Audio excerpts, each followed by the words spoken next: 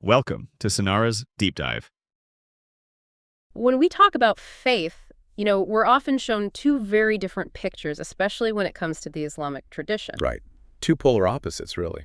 On one side, you've got this image of stern, almost meticulous obedience. The legal scholar. Exactly. Hunched over ancient texts, totally focused on the outward rules, the Sharia. It's all about clear boundaries and, doing things the right way. But then you have the complete counter image.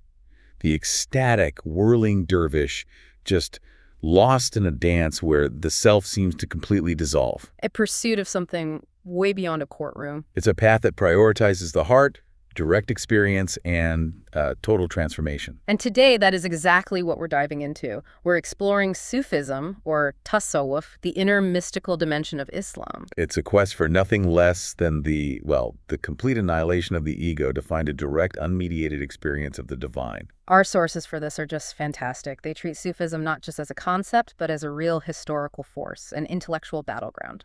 Oh, absolutely. We're going to trace its evolution from simple asceticism in early Basra, all the way to its institutionalization across continents. And we're covering some huge philosophical ideas. Huge. We're talking wadat al-wujud, the fierce debates around ecstatic states, the impact of synthesizers like al-Ghazālī, and even the social role Sufi leaders played in politics. Even with the Ottoman Janissaries, which is a story in itself. Right. So our mission today is pretty clear. We need to chart this ultimate spiritual blueprint they developed. Will unpack the big historical controversies, the clash between outward law, the Sharia, and inner truth, haqiqat. And then we'll see how it adapted globally and how its practices are still incredibly relevant today, even in some surprising modern therapies. This is the search for that spiritual shortcut, the one that promises to transform the self and connect you directly to the absolute. Let's get into it. So let's start with the basics, the language of the path. The very word for Sufism, tasawwuf, is up for debate. And that debate kind of perfectly captures what the whole movement is about. It really does. Yeah. For centuries, scholars have gone back and forth on where the word comes from. The majority view, I'd say, leans toward the Arabic word suf. Which means wool. Exactly, wool. And historically, that just makes perfect sense. The early Sufis, especially the ascetics, they deliberately wore these simple, coarse wool garments. As a statement. A very visible statement. It was a rejection of the silks and the luxury that were becoming common in the big cities of the Islamic Empire. Wearing wool was a sign of simplicity, of detachment. So al-Sufi was, quite literally, the one who wears wool. But that feels a little, superficial for a movement that's all about the inner world. There has to be a deeper meaning. And there is. Many Sufi masters themselves preferred a different origin. They linked it to the word safa, which means purity, cleansing. Okay, that feels more like it. In this view, the Sufi is the one whose heart has been purged by God of, everything, all vices, all attachments, all selfishness. It elevates the path beyond just what you wear to a commitment to inner purification. And that idea of purification, that's central. It leads to their ultimate aim, which is tazkiyah. Right. Tazkiyah is the purification of the soul, or the nafs. In Islamic thought, the nafs is often seen as the ego, the lower self, the part of you that wants things. It sounds almost like a kind of spiritual reprogramming. That's a great way to put it. The entire Sufi path is designed to tame this nafs, to transform it into a soul that's completely submitted to God's will. And when that purification succeeds, you reach the final goal, wisal and wusul. Okay, so those two sound connected. What's the distinction between them? Wisal is usually translated as union or reunion with God. Think of it like a spiritual marriage of the soul with the divine reality. The destination. Exactly. And wusul is the attainment or the Gnostic ascension. It's the arrival at a state of absolute direct knowledge of God. So with wisal, the journey ends in union, and with wusul, you achieve the full realization of that union. So if the purified soul is the vehicle and union is the destination, how do you actually navigate the path? I mean, this isn't just sitting around and waiting for enlightenment. It seems very systematic. What's the blueprint? It is intensely systematic. The path, or tariqa, is structured around two main types of milestones. You have the spiritual stations, the maqamat, and the spiritual states, the awal. And understanding the difference between those two is key. It is absolutely foundational to the entire method. Okay, so let's unpack that. If I'm a seeker starting out, what are the maqamat? What are the stations? The maqamat are the milestones you acquire through your own effort, through rigorous, continuous struggle, or mujahada, Think of them like skills you have to actively develop. Like what? Things like repentance, patience, devotion, trust in God. The key rule here is that you have to be steadfast. You have to become stable and permanently established in one station before you can even think about moving to the next. They are earned. So the stations are what I can control. My actions, my discipline, my commitment. They're the prerequisites. So then what are the awal, the states? The awal are the complete opposite. They are instantaneous, psychological, emotional experiences that you receive as gifts. They're unearned effusions from the divine called fiyudiyat. You can't work for them. You can't. You can't force yourself to feel overwhelming joy or a sense of awe on command. They just descend upon the heart when it's ready. So if the maqamat are like me practicing the scales on a violin every single day, Yes. the awal are that sudden, spontaneous moment of transcendence when the music just flows through you and connects with something deeper. That is a perfect analogy. Yeah. You practice the scales, the maqamat, preparing the vessel of yourself. But that moment of true, unbidden spiritual insight, the awal, that is a divine gift. You prepare the heart through discipline so that it's pure enough to receive these divine illuminations. This whole system sounds so rooted in subjective inner experience, and you can see why, historically, that would put the Sufis at odds with the legalists, who wanted everything to be measurable and external. It did, until one man managed to bridge that gap. Al-Ghazālī. Al-Ghazālī, who died in 1111. He's arguably the single most important intellectual figure in post-classical Islamic history. I mean, they called him Hujjat al-Islam, the proof of Islam. He was a brilliant scholar, a theologian, a philosopher, who then had a massive spiritual crisis. A complete breakdown. He renounced his prestigious academic career, spent years as a wandering mystic, and only then returned to teaching.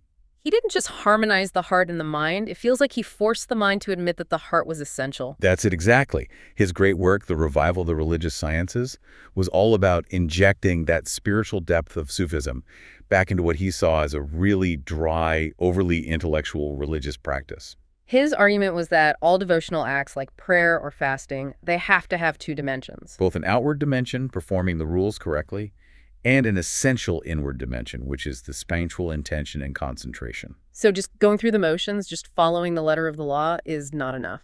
He said it was insufficient, that it leaves the soul at risk. He really went after the legal scholars who were happy with just the outward performance. For prayer, for instance, he said it's not just a set of movements, it has to have khushu, this profound humility and awe, where your heart is fully present with God. Without that, the prayer might be technically valid, but it's spiritually empty. Impoverished, exactly. He fundamentally redefined what a religiously rich deed even was. It's only when you balance the outward action with that inward realization that the physical motions transform into something filled with real understanding and wisdom. And that synthesis was just revolutionary. It forced the Orthodox legal establishment to take Sufism seriously, to see it as a necessary part of true faith, not just some fringe thing. It did. His educational model became the blueprint for combining intellectual rigor with moral formation and spiritual depth. So if the early Sufi path was defined by, asceticism and turning away from the world. Right, the zuhud. The movement really transformed when divine love, mahabba, became the central motivation. Yes, this was a critical shift. It changed everything. It's a move from trying to escape punishment to actively seeking closeness with God. Precisely. Mahabba, the love of God, it became the reason for perfect obedience. You're no longer motivated by a transactional desire for heaven or fear of hell. The devotion becomes pure. You do it simply to please the Creator. And the figure everyone associates with this is Rābiʿa al-ʿAdawiyya. Rābiʿa, who died in Basra around 801 AD. She's this towering figure. Her famous prayer really captures the whole idea. The one where she says, "Oh God, if I worship you for fear of hell, burn me in hell. And if I worship you in hope of paradise, exclude me from paradise. But if I worship you for your own sake, grudge me not your everlasting beauty." It's just this perfect encapsulation of pure devotion. She's often credited as the first to really lay out this comprehensive theory of divine love. But our sources suggest the spiritual environment was already heading in that direction. And that's a crucial historical point. While Rābiʿa is rightly celebrated for articulating it so powerfully, the atmosphere in 8th century Basra was already saturated with this idea. So others were talking about it too. Oh, yes. Contemporaries like Shahwana were already expressing this idea of divine love. And even earlier male ascetics had touched on aspects of this selfless devotion. The consensus now is that she took all these existing threads and just wove them into this singular, powerful doctrine that forever changed Sufism. So love becomes the fuel for the journey.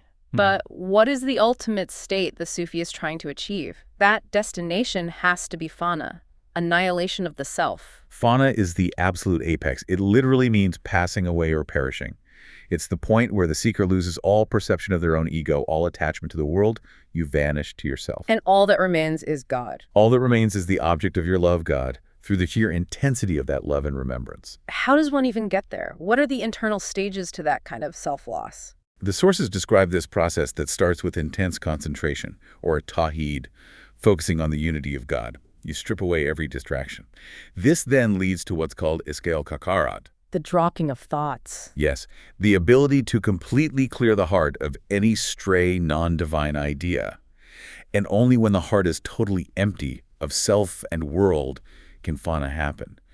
This state of self-annihilation then leads to jam al-jam, The unification of unification. where the seeker literally loses all perception of anything other than the divine reality itself. And the knowledge you gain there, the marifa, is supposed to be absolute, immediate, and impossible to describe. It defies expression. Which, of course, led to a huge debate about how a mystic should behave after achieving it. The whole sobriety versus intoxication thing. A critical distinction. The drunkenness of mystics referred to those who were so overwhelmed by the intensity of fana that they would say these radical, paradoxical things, like They're intoxicated. Right, because they'd lost their awareness of the external world and the legal rules of the Sharia. The sober mystics, like Junaid al-Baghdadi, argued you had to come back. You had to return to sobriety so you could guide others, but you had to speak of the truth in, guarded allegorical language. The ultimate philosophical conclusion drawn from all of this, from fana, is probably the most controversial idea in the whole tradition. Without a doubt, wadat al-wujud, the unity of being. This is from the great master Ibn Arabi. The Sheikh Akbar, Ibn Arabi, who died in 1240, he formalized this incredibly profound metaphysical idea, and it just shook the foundations of Islamic theology for centuries. Okay, so what is the core idea of wadat al-wujud, the part that was so explosive? At its core, it's the assertion that the entire universe is simply a manifestation, a continuous reflection of God's one singular absolute existence. So everything is God. In essence, there is only one true reality. Everything we see, the sun, the trees, us, are just external forms of God's essence. Nothing exists separate from the divine. Hold on, that sounds a lot like pantheism, the idea that God is the universe. And that would completely erase the distinction between the creator and the creation, which is a cornerstone of monotheism. And that's exactly what the critics, like Ibn Taymiyyah, accused it of being. They worried it would confuse people and undermine the whole idea of obedience to a transcendent God. So how did Ibn Arabi's defenders push back on that? How did they distinguish it?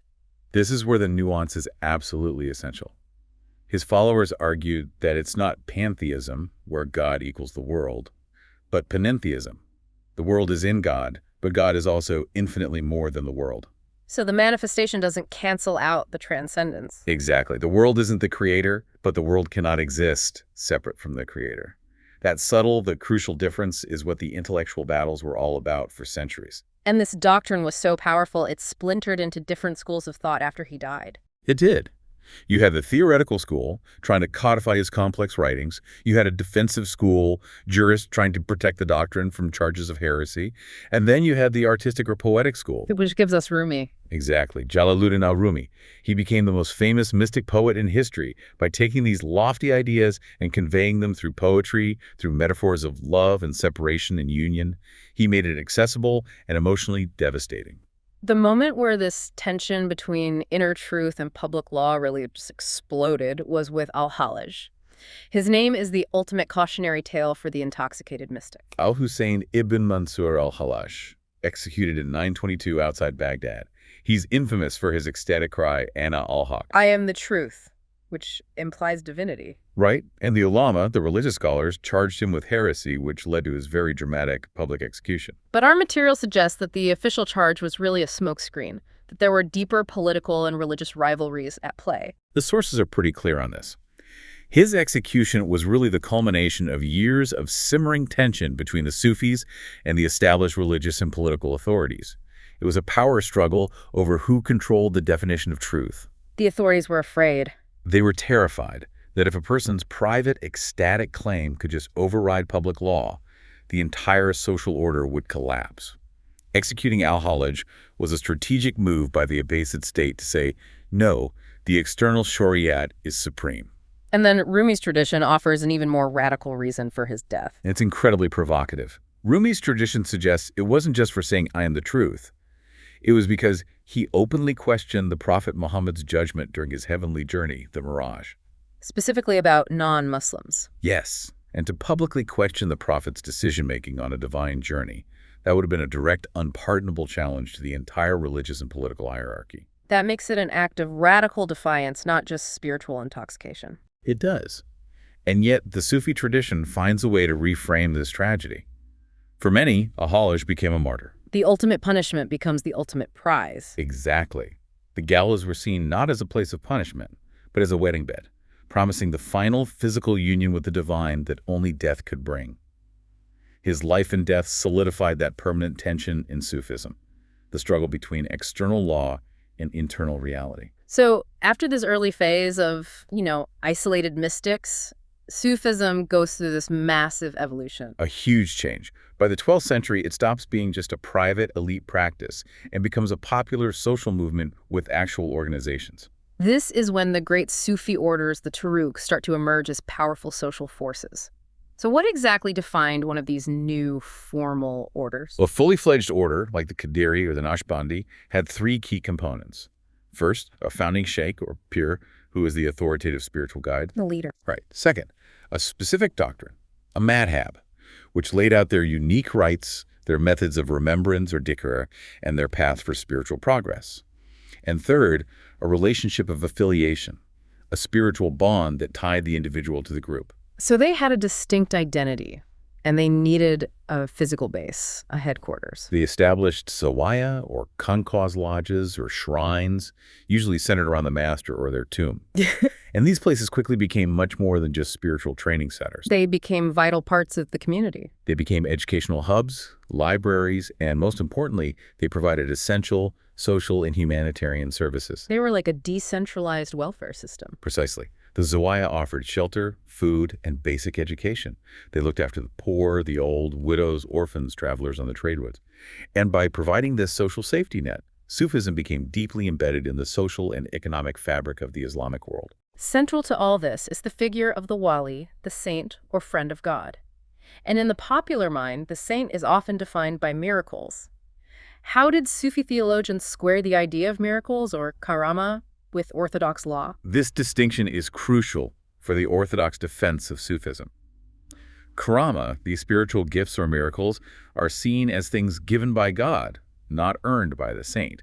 They are not the goal of the path. So what are they for? They're treated as external witnesses, or shahadat, to two things. First, they witness the saint's inner steadfastness in obeying the religion. And second, they serve to justify and reinforce the prophet's teachings. So the miracle proves the sincerity of the follower, which in turn proves the truth of the prophet's message. Exactly. The miracle confirms the law, it doesn't challenge it. But the actual practices of these orders often caused a lot of friction, especially the use of music, poetry, and movement, like the famous Mevlevi whirling dervishes and their dhikr dance, the Asama. The Mevlevi order, which comes from Rumi's lineage, uses the Asama, the whirling, the poetry, as a profound way to attain spirituality and remember God. But for the fiqh scholars, the legalists, this was a huge problem. How was their specific legal objection? The fiqh scholars followed a principle that required specific evidence, a dalil, for any act of worship. Their argument was that any act of worship has to be explicitly ordered by God in the Quran or taught by the Prophet. And since there was no specific command to dance as a form of worship, they rejected it as a deviation, an innovation. One source even called it a blameworthy act and indeed a form of foolishness. So if the Prophet didn't do it, it's out. How did the Sufis possibly counter such a strict legal argument? They appealed to general principles. They defended the dance as a method of dhikr by pointing to general Quranic verses that encourage reflection on God's creation, like in Surah Ali Imran. Their argument was that the dance is just a method to achieve that contemplative state the Quran calls for. Exactly. That it's a way to use the body and poetry to actively engage in that constant remembrance. They argued the spirit of the law supported any practice that deepened one's devotion. Beyond these internal debates, the sheiks themselves held enormous social power. They often acted as mediators between the common people and the rulers. They had massive popular prestige because they were seen as being morally outside the corruption of the court. They could offer guidance, mediate disputes, and act as a moral compass for society. They could even rebuke rulers, although, tactfully. It sounds like a very strategic mutual relationship. Oh, it was profoundly symbiotic. Rulers desperately needed the spiritual legitimacy that a famous Sufi leader could provide. It helped them stabilize their control. And in return, the rulers would provide huge endowments of land and protection for the khanqahs, ensuring the economic stability of the orders. The ruler offered political protection, and the sheikh offered spiritual legitimacy and social control. we have an amazing example of this written directly into military structure in the Ottoman Empire, the Janissary-Bektashi connection.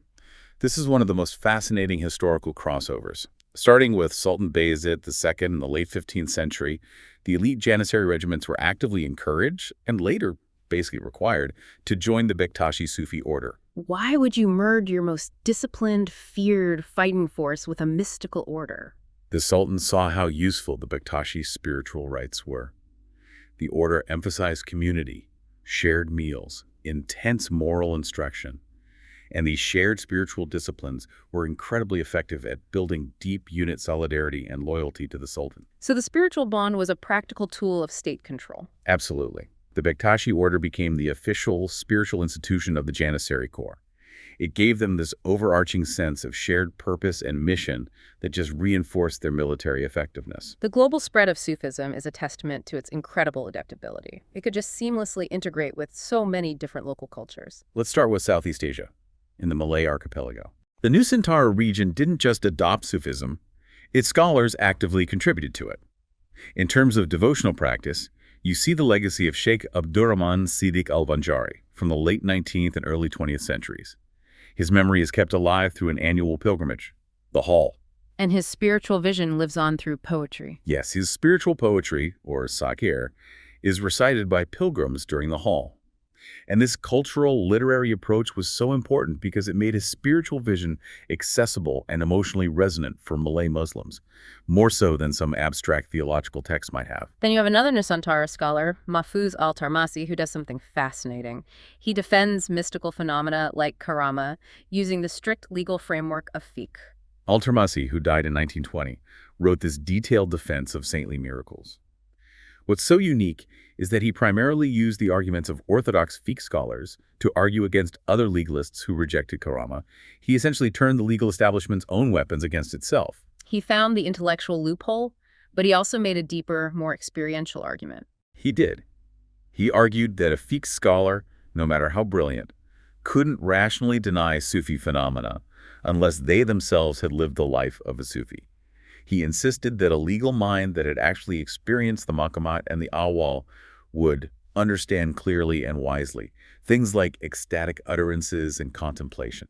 So experience was a prerequisite for true wisdom. Exactly. Now, if we move to Central Asia, we see this incredible syncretism where Sufism blended with pre-Islamic nomadic beliefs. Yes, in the Great Steppe, Sufi ideas really resonated with older shamanistic and Tengrist belief systems. The Sufi emphasis on direct ecstatic encounter with the divine and the veneration of these charismatic spiritual leaders. The sheiks, who were a lot like the traditional shamans. Right.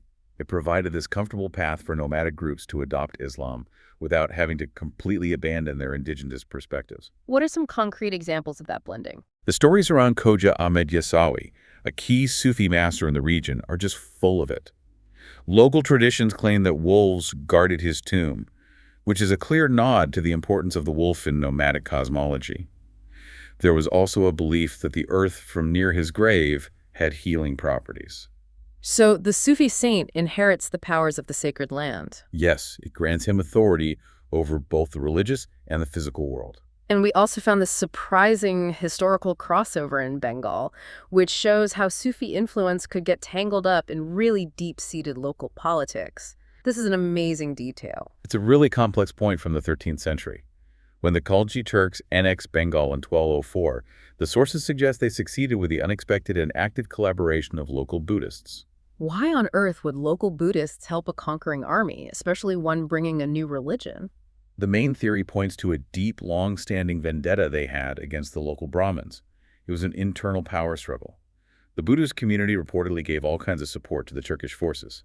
There's even speculation that Buddhist monks acted as messengers for the Turks, Providing crucial intelligence. which allowed this tiny Turkish force, reportedly just 18 horsemen, to achieve this shocking military victory through surprise and insider knowledge.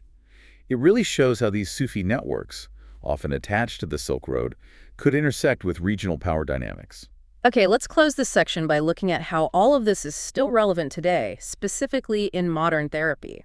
Sufism is far from just a historical curiosity. Its concepts are being used methodologically in non-invasive treatments, reinforcing this idea that spiritual factors can often dominate physical ones in healing. Let's start with rehabilitation. Give us an example. In places like Indonesia, Sufi therapy is actively used in drug rehab programs. It's a holistic approach, believing that addiction is both a physical problem and a spiritual one. The cure requires intense spiritual activities, chanting, praying along with embodied acts of repentance. Those specific rituals. Yes, fasting, bathing, intensive daily guidance from Sufi masters, all aimed at that same goal we started with. Tazkiyah, the purification of the soul as the ultimate cure. And we even see these ideas being used as coping mechanisms for collective trauma, like the COVID-19 pandemic. Yes, during the pandemic in Malaysia, studies found that Islamic spiritual practices were powerful coping tools. The Islamic idea of mindfulness is often equated with muqaraba, which is this complete conscious surrender to God. And that had a real-world effect. Practitioners reported that it led to noticeable calmness and peacefulness. Reciting the Quran daily was seen as a very effective therapy for intense psychological pressure. These contemplative practices were deliberately used to manage fear and turn negative coping behaviors into positive ones. This has been an absolutely massive deep dive. We started with that inner blueprint, the Mahkamat and Awal, and we saw how Al-Ghazālī forced the legal system to accept the heart as a kind of science. A necessary science. We witnessed the tragic cry of Ana al-Haq and the philosophical depths of Wada al-Wujud, and we saw how these disciplined Sufi orders spread across the globe, influencing everything from poetry in the Malay world to the military discipline of the Janissaries. The story of Sufism is really the story of humanity's search for profound meaning. And that core tension we began with, the struggle between the outward law, shariat, and the inner truth, al-Aqaqat, that remains the defining feature. It's the defining tension because it asks us where we place our trust. Do we trust what we can measure and write down, or what we can only experience? And to leave you with one last provocative thought, let's go back to a Chishti sheikh in the Delhi Sultanate who completely flipped the traditional view of this tension. Most people assume the intuitive truth of Aqaqat is the real divine secret. Because it's universal. Right. But this Sufi master declared that no, the Shariat, the strict observance of the external Muslim law, is the greater divine secret. Why? Why elevate the very discipline that's so easily criticized or rejected? Because, he argued, he had heard talk of Aqaqat of gnosis and deep mystical insight, even from yogis and Brahmins, meaning that kind of mystical truth has a universal quality, but the rigorous discipline and the specific details of the Shariat. The outward obedience. He said he had not heard from anyone's mouth than the people of true faith and belief. He's implying that the measurable difficulty of the law, the thing that requires conscious, constant effort, is the ultimate mark of the divine mystery. That is a staggering claim. It suggests the highest value might not be in the unquantifiable experience of the heart, but in the rigorous, disciplined, measurable action of obedience. As you continue your own journey, whether it's professional or spiritual, where do you place the ultimate value? In the intuitive experience that connects us all, or in the specific discipline that grounds and defines us? Thanks for tuning into Sonara's Deep Dive. Don't forget to subscribe so you won't miss any of our future episodes. I bring you fresh content every week. Thanks for listening.